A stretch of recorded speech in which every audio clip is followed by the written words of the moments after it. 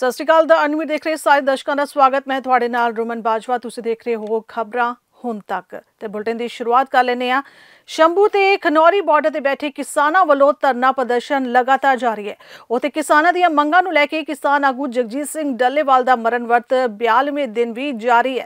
उधर supreme court वालों गठित कीती हाई पावर कमेटी अज डल्लेवाल नाल मुलाकात करेगी, जिस लई अज सुप्रीम कोर्ट विच होण वाली सुनवाई टाल दित्ती गई है। इत्थे दस दईए कि अज डल्लेवाल नूं लैके सुप्रीम कोर्ट विच सुनवाई होनी सी। हाई पावर कमेटी अज डल्लेवाल नाल मुलाकात करेगी, जिस लई सुप्रीम कोर्ट विच होने वाली सुनवाई अज टाल दी गई है। उधर पंजाब सरकार ने उम्मीद जताई है कि इस मुलाकात के सार्थक नतीजे देखने को मिल सकते हैं। दिल्ली के मुख्यमंत्री आतिशी मार्लीना ने दिल्ली विखे सरकारी स्कूल विच अति आधुनिक शूटिंग रेंज का उद्घाटन किया। सीएम आतिशी ने कहा कि आप सरकार अपने सरकारी स्कूलों विच भविख के ओलंपिक जेतुआं नूं तैयार कर रही है। कालका जी के सरकारी स्कूल विच बनी नवी विश्व पद्धरी Olympic style shooting range Delhi की सिक्ख्या क्रांति की मिसाल है। असीं कालका जी विच दिल्ली सरकार के एक सरकारी स्कूल विच शानदार शूटिंग रेंज का उद्घाटन कर रहे हैं। हुण एक आम परिवार का बच्चा भी सोच सकता है कि जदों ओह मनु भाकर अते अभिनव बिंद्रा वांग ओलंपिक विच तमगा लैके आवेगा तां उसकी पछाण होवेगी। पूरी दुनिया विच भारत का राष्ट्रीय गीत वजाया जाएगा। दिल्ली के सरकारी स्कूलों विच अजिही क्रांति आई है कि अज गरीब बच्चों के खेडों विच तरक्की करन दे राह विच पैसा नहीं आउंदा। दिल्ली के सरकारी स्कूलों विच ओलंपिक साइज के स्विमिंग पूल, फुटबॉल ग्राउंड ने। मैंने आज यहाँ पे आने से पहले पिछले 2-3 दिन में शूटिंग रेंज की फ़ोटोग्राफ्स तो देखी थी, लेकिन ये कितनी वर्ल्ड क्लास होगी शूटिंग रेंज, ये शायद मुझे भी उम्मीद नहीं थी। और मुझे इस बात की बेहद खुशी है कि हमारे सरकारी स्कूल में, और मुझे ये भी लगता है कि काफ़ी सारे लोग जो हमारे रेजिडेंट्स हैं इस एरिया के, वो इन्हीं 2-3 गवर्नमेंट स्कूल्स में पढ़े भी हुए हैं। और अभी कुछ ही दिन पहले मुझे कोई बता रहा था कि वो शायद नंबर 2 में पढ़ते थे, और वो कह रहे थे कि जब हम स्कूल में होते थे, इसे टेंट वाला स्कूल कहते थे, दीवार टूटी हुई होती थी, दीवार टाप के बाहर जाते थे। कह रहे थे कि जिस दिन बरसात होती थी आप स्कूल नहीं जा सकते थे, क्योंकि स्कूल में पानी भरा हुआ होता था, छत से पानी टपक रहा होता था, दीवार में सीलन होती थी, तो अगर स्विच को छू दिया तो करंट लग जाता था।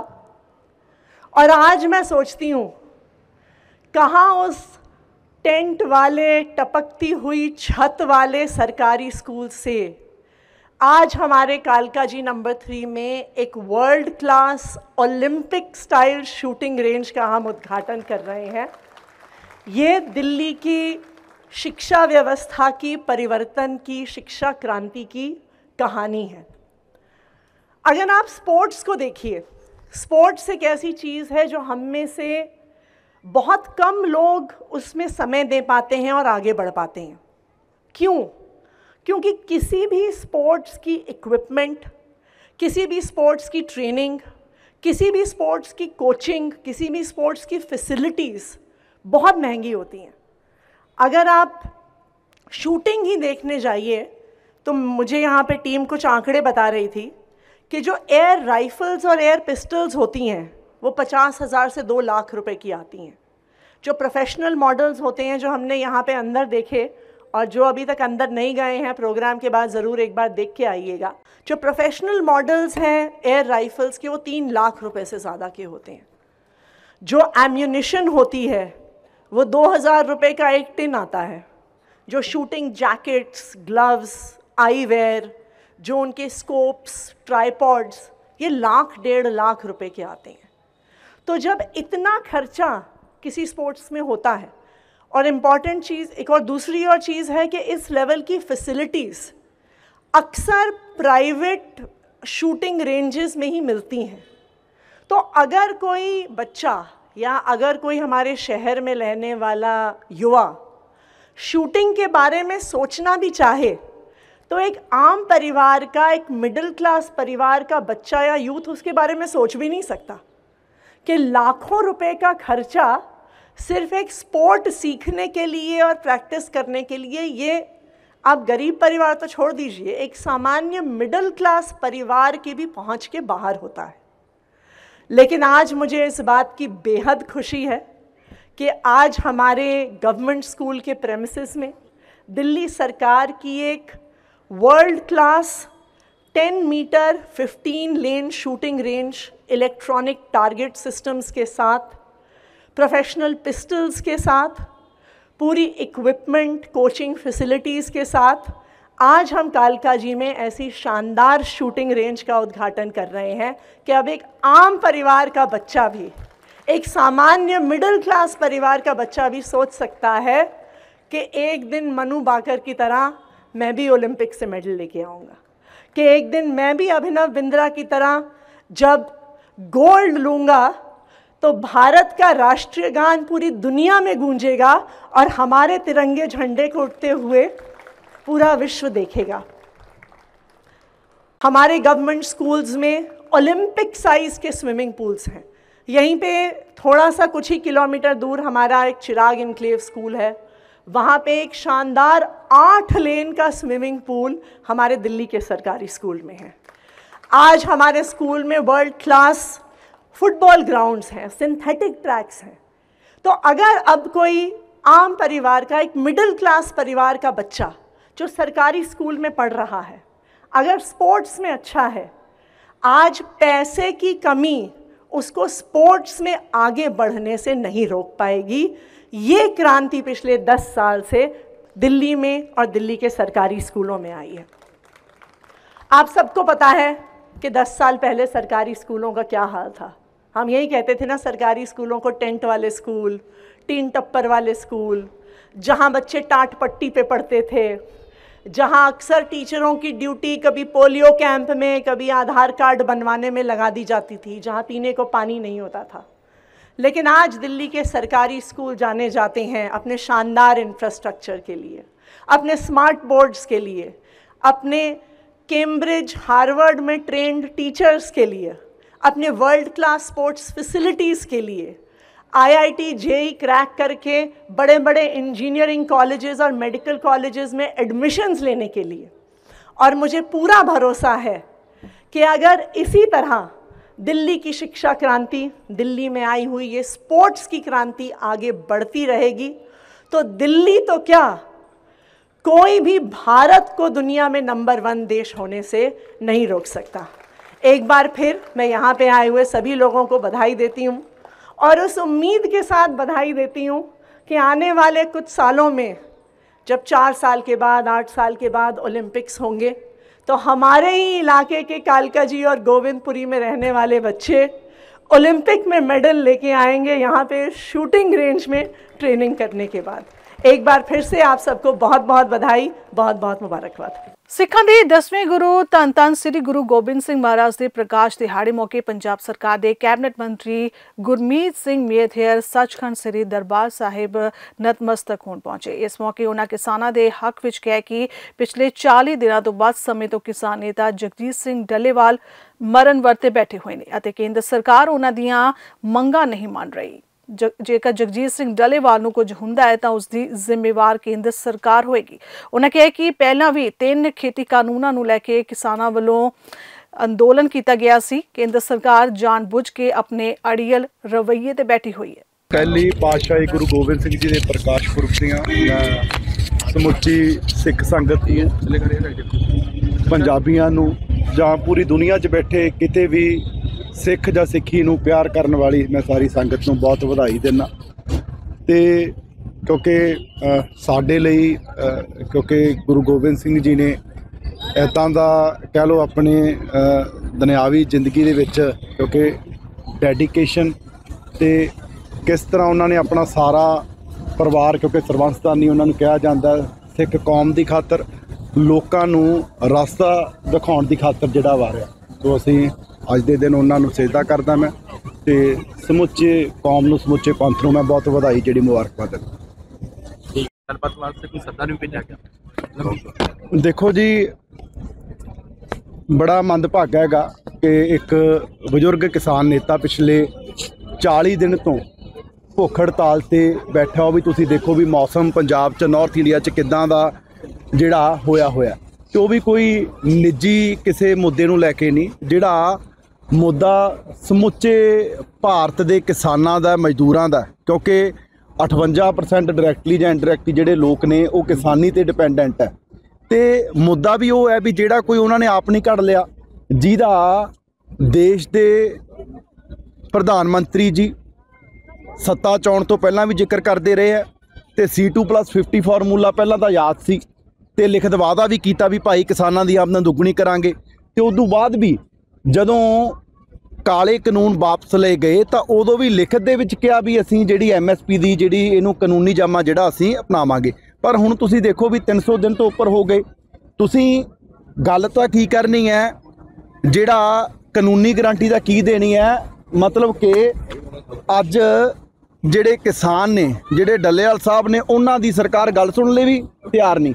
ਤੇ ਸਾਡਾ, ਮੈਂ ਤੁਸੀਂ ਦੇਖਿਆ ਹੋਣਾ ਲੋਕ ਸਭਾ 'ਚ ਵੀ ਜ਼ਿਕਰ ਕੀਤਾ ਕਿ ਤੁਸੀਂ ਪੰਜਾਬ ਹਰਿਆਣਾ ਬਾਰਡਰ ਨੂੰ ਤੁਸੀਂ ਐਂ ਬਣਾਤਾ ਵੀ ਜਿਵੇਂ ਪਾਕਿਸਤਾਨ ਦਾ ਬਾਰਡਰ ਹੁੰਦਾ ਹੈਗਾ, ਵੀ ਭਾਈ ਪੰਜਾਬੀ ਅੱਗੇ ਜਿਹੜੇ ਜਾ ਹੀ ਨਹੀਂ ਸਕਦੇ। ਸੋ ਇਹ ਬੜਾ ਮੰਦਭਾਗਾ। ਅਸੀਂ ਉੱਥੇ ਡਿਸਕਸ਼ਨ ਕਰਦੇ ਹਾਂ ਲੋਕ ਸਭਾ ਦੇ ਅੰਦਰ ਕਿ ਜੀ ਸੰਵਿਧਾਨ ਨੂੰ 75 ਸਾਲ ਹੋ ਗਏ, ਪਰ ਸਾਡੇ ਜਿਹੜੇ ਕਿਸਾਨ ਆ ਉਹਨਾਂ ਦੀਆਂ ਜਿਹੜੀ ਫੰਡਾਮੈਂਟਲ ਰਾਈਟਸ ਹੈ ਕਿ right to move, right to protest, ਤੁਸੀਂ ਸਾਨੂੰ ਉਹ ਵੀ ਨਹੀਂ ਜਿਹੜੀਆਂ ਖੋਲੀਆਂ ਸਾਡੇ ਤੋਂ। ਤੇ ਆਪਦੇ ਦੇਸ਼ ਦੀ ਰਾਜਧਾਨੀ 'ਚ ਤੁਰ ਕੇ ਜਾਣ ਦੀ ਵੀ ਜਿਹੜੀ ਮੈਂ ਤੇ 100 ਕਿਸਾਨਾਂ ਨੂੰ ਵੀ ਜਿਹੜੀ ਸਰਕਾਰ ਪਰਮਿਸ਼ਨ ਨਹੀਂ ਦੇ ਰਹੀ। ਸੋ ਨਾ ਉੱਥੇ ਜਾਣ ਦੇ ਰਹੇ ਤੇ ਨਾ ਜਿਹੜੀ ਹੈ ਸਰਕਾਰ ਗੱਲ ਸੁਣਨ ਲਈ ਜਿਹੜੀ ਤਿਆਰ ਹੈ। ਸੋ ਬੜਾ ਮੰਦਭਾਗਾ। ਮੈਂ ਤਾਂ ਉੱਥੇ ਵੀ ਅਸੀਂ ਕਿਹਾ ਵੀ ਕੇਂਦਰ ਸਰਕਾਰ ਨੂੰ ਗੱਲ ਜਿਹੜੀ ਹੈ ਕਿਸਾਨਾਂ ਦੀ ਸੁਣਨੀ ਚਾਹੀਦੀ ਹੈ ਤੇ ਜਿਹੜਾ ਇਹਦਾ ਹੱਲ ਹੈ ਉਹ ਕੱਢਣਾ ਚਾਹੀਦਾ ਹੈ। ਕਿਉਂਕਿ ਠੀਕ ਹੈ ਬਿਆਨਬਾਜ਼ੀ ਉੱਥੇ ਕਈ ਇਹਨਾਂ ਦੇ ਜਿਹੜੇ ਲੀਡਰ ਨੇ, ਪ੍ਰਵਕਤਾ ਨੇ, ਜਦੋਂ ਟੀਵੀ ਤੇ ਸ਼ਾਮ ਨੂੰ ਤੁਸੀਂ ਡਿਬੇਟ 'ਚ ਬੈਠਦੇ ਸੁਣਦੇ ਹੋਵੋਗੇ, ਆਖਣਗੇ ਜੀ ਗੱਲ ਕਰਕੇ ਮਸਲੇ ਦਾ ਹੱਲ ਹੋਣਾ। ਪਰ ਤੁਸੀਂ ਗੱਲ ਕਰੋ ਤਾਂ ਸਹੀ ਨਾ, ਤੁਸੀਂ ਗੱਲ ਕਰਨ ਲਈ ਤਿਆਰ ਨਹੀਂ।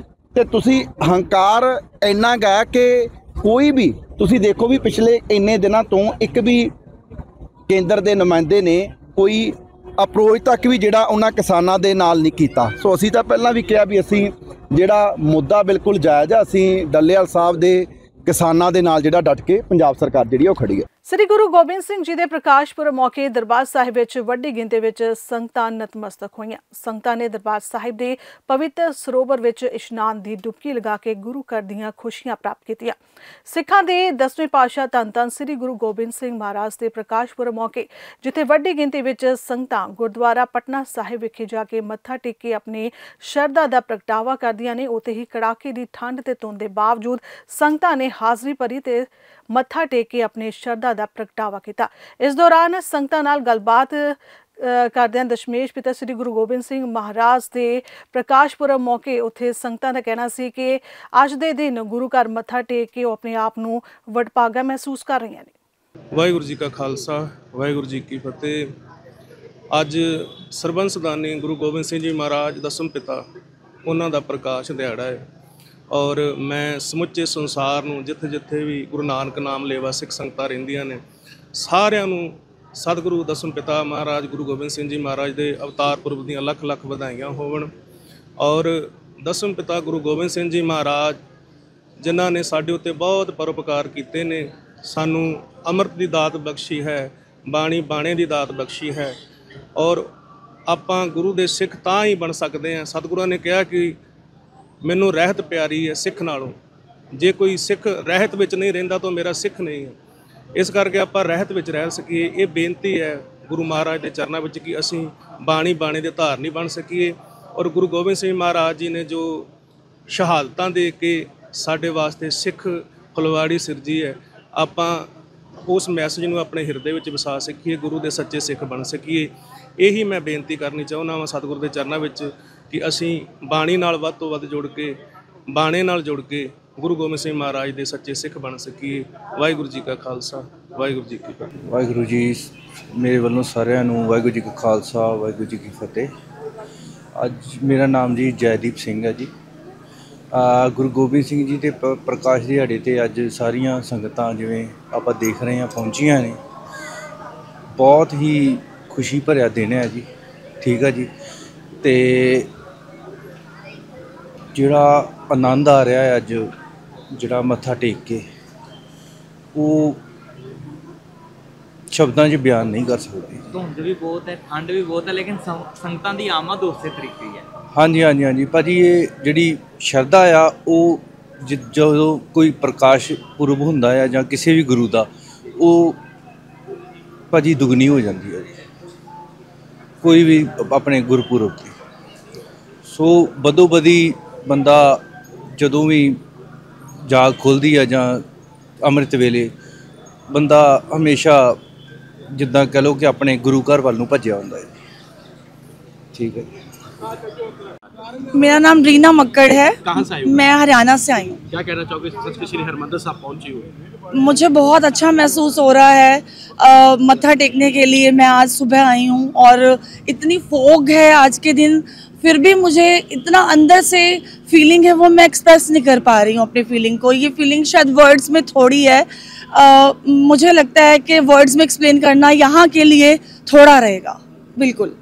ਅੱਜ ਤੋਂ ਫਿਰ ਤੋਂ ਪੰਜਾਬ ਵਿੱਚ ਪੀਆਰਟੀਸੀ ਅਤੇ ਪਨਬੱਸ ਕੰਟਰੈਕਟ ਵਰਕਰ ਯੂਨੀਅਨ ਵੱਲੋਂ 3 ਦਿਨ ਤੱਕ ਬੱਸਾਂ ਦਾ ਚੱਕਾ ਜਾਮ ਕਰਨ ਦਾ ਐਲਾਨ ਕੀਤਾ ਗਿਆ ਹੈ ਤੇ ਅੱਜ ਤੋਂ 3 ਦਿਨ ਤੱਕ ਰੋਡਵੇਜ਼ ਦੀਆਂ ਕੋਈ ਵੀ ਬੱਸਾਂ ਨਹੀਂ ਚੱਲਣਗੀਆਂ।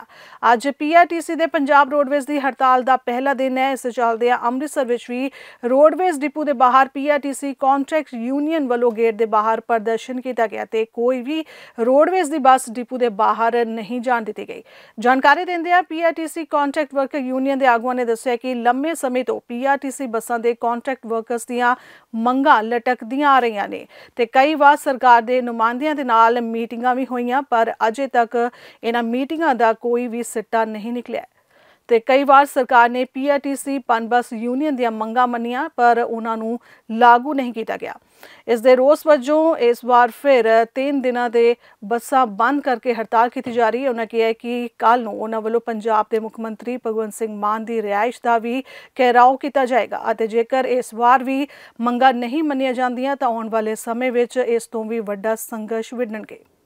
ਅੱਜ ਦੀ ਜਿਹੜੀ 3 ਰੋਜ਼ਾ ਸਟ੍ਰੈਕ ਸਾਡੀ ਜਿਹੜੀ ਅੱਜ ਤੋਂ ਸ਼ੁਰੂ ਹੋਈ ਹੈ 6 ਤਰੀਕ ਤੋਂ, ਇਹ 6, 7, 8 ਤਰੀਕ ਦੀ ਸਟ੍ਰੈਕ ਆ। 7 ਤਰੀਕ ਤੋਂ ਅਸੀਂ ਜਿਹੜਾ ਸੀਐਮ ਦੀ ਰਿਆਸਤ ਦੇ ਜਿਹੜਾ ਉਹ ਧਰਨਾ ਪ੍ਰਦਰਸ਼ਨ ਕਰ ਜਾ ਰਹੇ ਆ ਕਿਉਂਕਿ ਅਸੀਂ 1 ਜੁਲਾਈ ਨੂੰ ਸੀਐਮ ਸਾਹਿਬ ਨਾਲ ਮੀਟਿੰਗ ਕੀਤੀ ਸੀ ਫਗਵਾੜੇ ਕੰਬਾਨਾ ਹੋਟਲ ਦੀ। ਜਦੋਂ ਜਿਮਨੀ ਚੋਣਾਂ ਦੇ ਵੇਲੇ ਸਾਨੂੰ ਭਗਵੰਤ ਮਾਨ ਸਾਹਿਬ ਨੇ ਉੱਥੇ ਵੀ ਜਿਹੜੇ ਸਾਡੇ ਮਹਿਕਮੇ ਨੂੰ ਆਦੇਸ਼ ਕੀਤੇ ਸੀ ਕਿ ਜਿਹੜਾ ਇਹਨਾਂ ਦੇ ਡਾਇਰੈਕਟਰ ਸੈਕਟਰੀ ਪਾਲਿਸੀ ਜਿਹੜੀ ਉਹ ਤਿਆਰ ਕਰ ਰਹੇ ਨੇ ਉਹ 1 ਮਹੀਨੇ ਦਾ ਸਮਾਂ ਜਿਹੜਾ ਉਹ ਬਾਉਂਡ ਕੀਤਾ ਸੀ। ਉਹ 1 ਮਹੀਨੇ ਦੇ ਬਜਾਏ 6 ਮਹੀਨੇ ਹੋ ਚੁੱਕੇ ਆ। ਸਾਡੀ ਜਿਹੜੀ ਉਹ ਪਾਲਿਸੀ ਆ ਉਹ ਇਦਾਂ ਹੀ ਰੱਦੀ 'ਚ ਸੁੱਟੀ ਹੋਈ ਆ ਤੇ ਸਰਕਾਰ ਨੇ ਜਿਹੜੀ ਡਾਊਨ ਕੇਡਰ ਪਾਲਿਸੀ ਜਿਹੜੀ ਆ ਉਹ ਬਣਾਈ ਆ ਉਹਦੇ ਵਿੱਚ ਜਿਹੜਾ ਸਾਨੂੰ ਸਾਡੇ ਵਰਕਰਾਂ ਦਾ ਨੁਕਸਾਨ ਕਰਨ ਦੀ ਬਜਾਏ ਉਹਦੇ ਵਿੱਚ ਸਾਨੂੰ ਧੱਕ ਰਹੇ ਆ।